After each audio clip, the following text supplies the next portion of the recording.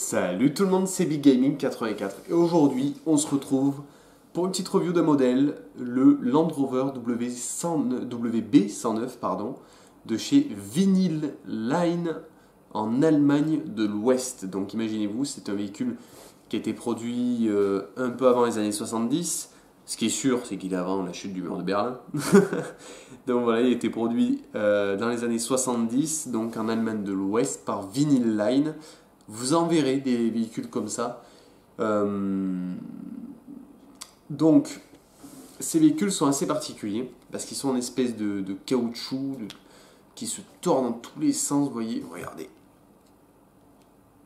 Hop, je les tords et ça revient toujours à sa place. On peut faire ça, hop, regardez. Je peux faire ça et ça reprend toujours sa forme. Donc, c'est des véhicules assez particuliers qui sont très sympas, qui ont un look différent et qui permettent d'enrichir la diversité d'une collection de voitures miniatures. Honnêtement, on trouve beaucoup de véhicules dans un plastique comme celui-là, de la marque Tomt Lardal, qui est une marque nordique. Sauf que là, c'est Allemagne de l'Ouest. L'Allemagne est en pleine reconstruction. Ce sont des jouets qui coûtaient pas excessivement cher et qui permettaient aux enfants d'en avoir, d'en avoir, sachant que vous avez les jouets de l'Allemagne de l'Ouest et les jouets de l'Allemagne de l'Est qui ne sont pas les mêmes du tout. En Allemagne de l'Est, il fallait qu'ils coûtent vraiment très peu cher et qui ressemblent beaucoup à des Trabants notamment.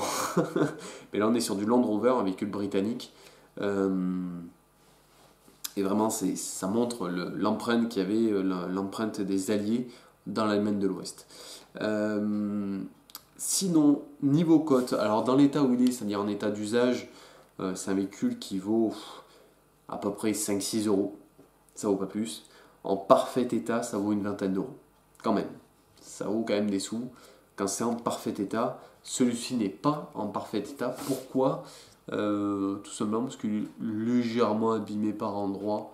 Et c'est ce qui fait chuter sa cote. Hein.